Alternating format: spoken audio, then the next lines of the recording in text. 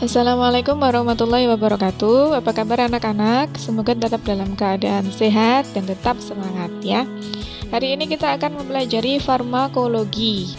Untuk materi pertama yang akan kita pelajari di farmakologi ini adalah tentang anatomi fisiologi tubuh manusia. Apa sih anatomi fisiologi tubuh manusia itu? Kenapa farmasi harus mempelajari ini? Apa hubungannya dengan farmasi? Kemudian apa sih fungsinya?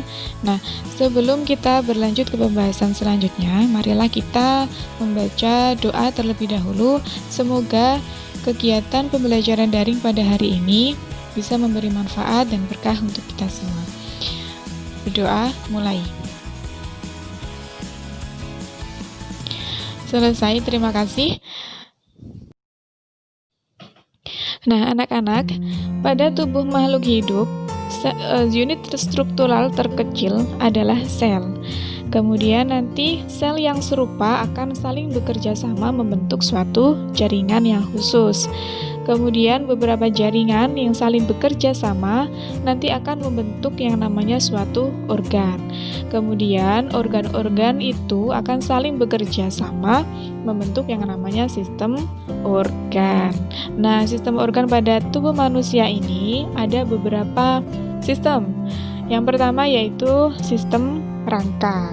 Kemudian yang kedua sistem otot, sistem peredaran darah, sistem pernapasan, sistem indera, sistem pencernaan, kemudian sistem reproduksi, sistem imun, sistem saraf, sistem ekskresi, sistem limfatik, dan yang terakhir yaitu sistem endokrin. Kemudian, kenapa sih anatomi fisiologi ini dipelajari di farmasi? Apa sih hubungannya dengan farmasi? Nah, ya jadi sebagai nakes, tenaga kesehatan khususnya farmasi, dengan mempelajari anatomi fisiologi itu akan menunjang pengetahuannya di bidang kesehatan. Karena seorang farmasis itu wajib mengetahui tentang tubuh seseorang itu dalam keadaan sehat atau sakit. Karena farmasis itu juga belajar tentang bagaimana sistem pencernaan, sistem pernafasan, dan sistem lainnya. Hal ini berpengaruh pada penggunaan obat di tubuh manusia agar tepat sasaran. Jadi, dengan mempelajari anatomi fisiologi ini akan membantu bidang farmasi dalam menganalisis reaksi suatu obat yang diberikan kepada seseorang melalui sistem organ tubuh manusia.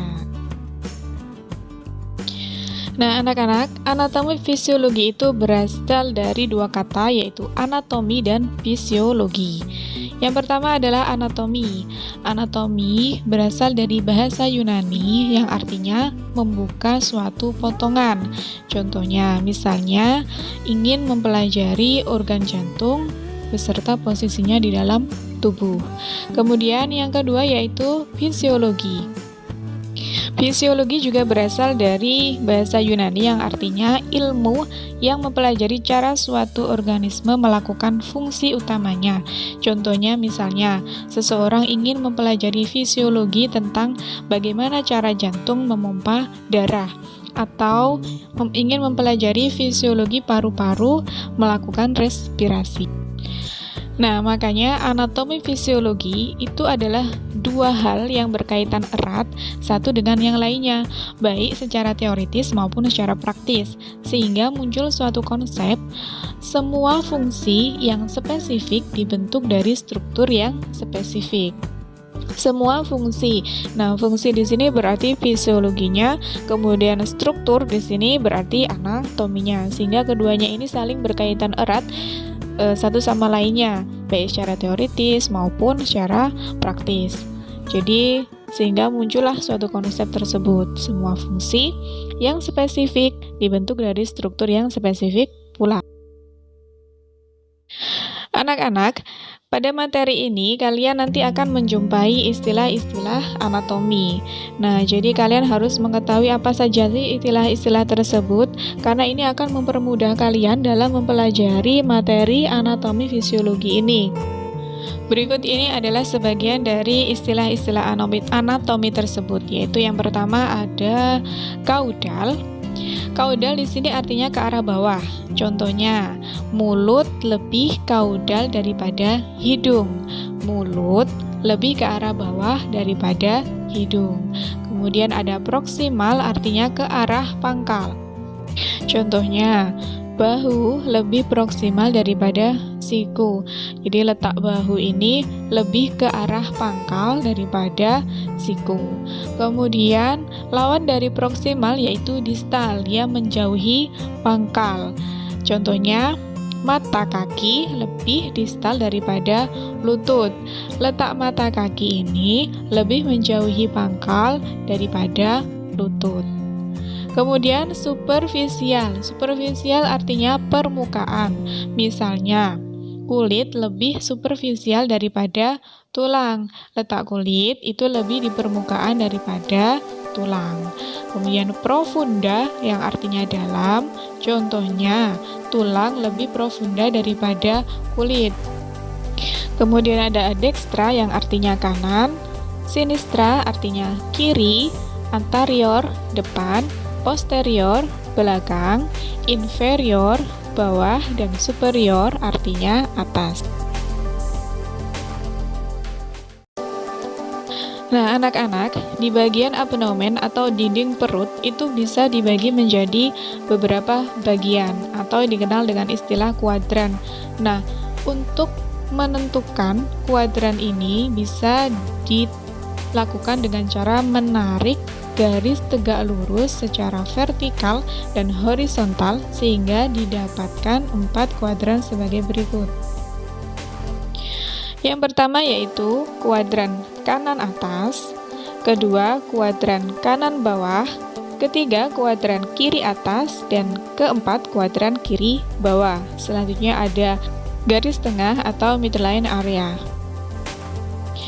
Yang pertama yaitu kuadran kanan atas. Ada apa saja sih organ yang berada di kuadran kanan atas ini? Berikut di sini organ-organ yang berada di kuadran kanan atas. Yang pertama yaitu hati. Sebagian besar organ hati itu berada di kuadran kanan atas. Kemudian ada ginjal kanan, pankreas sebagian kecil saja, kemudian ada gallbladder atau kantung empedu, dan usus kecil.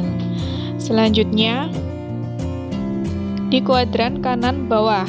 Di kuadran kanan bawah ini ada yang namanya organ kolon atau usus besar. Di sini bisa dilihat ada ascendent, kemudian usus kecil, ureter kanan, appendix atau usus buntu, ovarium kanan, dan tuba fallopi kanan.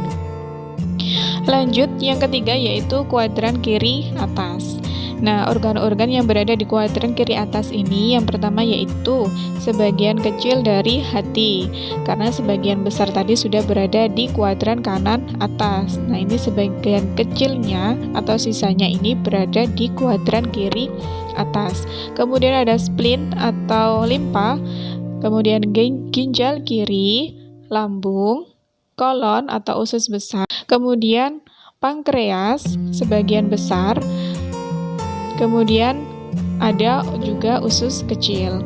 Nah, selanjutnya di kuadran kiri bawah. Di kuadran kiri bawah ini bisa terlihat kolon atau usus besar, yaitu bagian descendennya, kemudian usus kecil,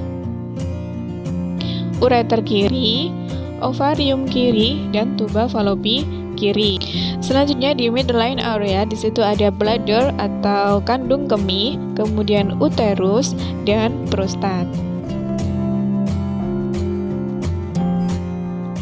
Nah, anak-anak, sistem organ yang akan kita bahas kali ini adalah yang pertama yaitu sistem kerangka.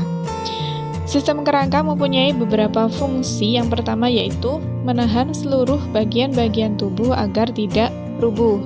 Jadi dengan adanya kerangka, tubuh kita itu akan bisa tegak berdiri Jadi istilahnya itu tidak letoy gitu ya, jadi bisa tegak.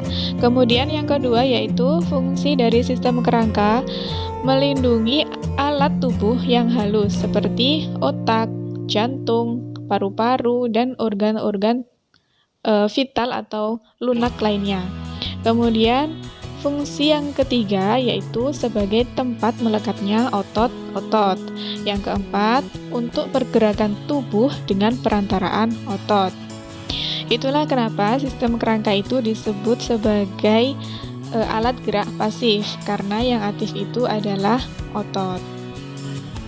Selanjutnya, sebagai tempat pembuatan sel-sel darah, terutama sel darah merah. Dan yang terakhir yaitu memberikan bentuk pada bangunan tubuh. Nah, ini yang membedakan antara bentuk tubuh manusia dan hewan. Nah, dalam keadaan normal, kerangka atau tulang akan terus berkembang dan tumbuh seiring dengan bertambahnya usia seseorang dalam masa pertumbuhan. Sistem kerangka manusia dibagi menjadi beberapa bagian. Yang pertama yaitu bagian atas ada kerangka tengkorak, kemudian ada kerangka badan, ketiga adalah alat gerak atas dan alat gerak bawah. Berikut ini saya akan menjelaskan tentang bagian-bagian beserta nama latin dari sistem kerangka manusia. Baik, sekarang kita akan mempelajari tentang kerangka manusia. Yang pertama yaitu bagian atas ada tengkorak. Bagian tengkorak di sini ada frontal, parietal, bagian belakang ada occipital. Di sini ada temporal, kemudian sphenoid, ada lacrimal di sini, ada lacrimal, hidung ada nasal, tulang pipi, zygomatic, rahang atas, maksila, dan rahang bawah. Kebetulan di sini hilang. Ini adalah mandibula.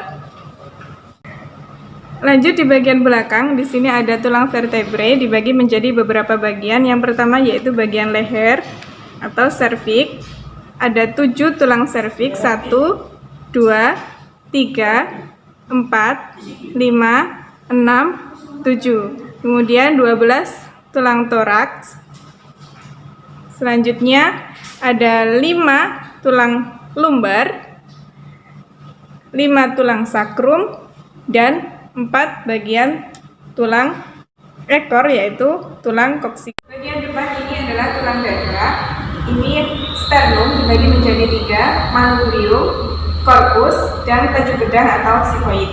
Kemudian tulang rusuk juga dibagi menjadi 3, 7 tulang rusuk sejati atau costifera, 1, 2, 3, 4, 5, 6, 7. Ini adalah tulang sejati, 7 tulang sejati atau costifera. Kemudian 3 tulang palsu atau costisporea, 1, 2, 3. Kenapa dinamakan tulang palsu? Karena seolah-olah dia melekat pada sternum, padahal sebenarnya dia melekat pada tulang sejati. Kemudian ada tulang melayang, ada 2 tulang melayang atau costae trunculates.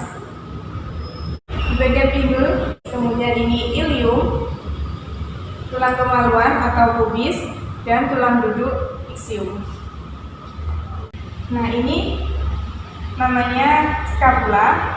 Kemudian yang bagian depan ini adalah clavicula. Nah, alat gerak atas ini yaitu humerus. Kemudian yang sejajar dengan jari ibu jari namanya radius. Kemudian sejajar dengan jari kelingking namanya ulna. Kemudian pergelangan tangan karpal, di sini metakarpal, dan jari-jari tangan falang. Alat gerak bawah di sini ada paha yaitu femur, tulang tempurung patella, kemudian yang besar ini namanya tibia, kemudian ini fibula, pergelangan kaki tarsal, metatarsal, dan jari-jari kaki falang.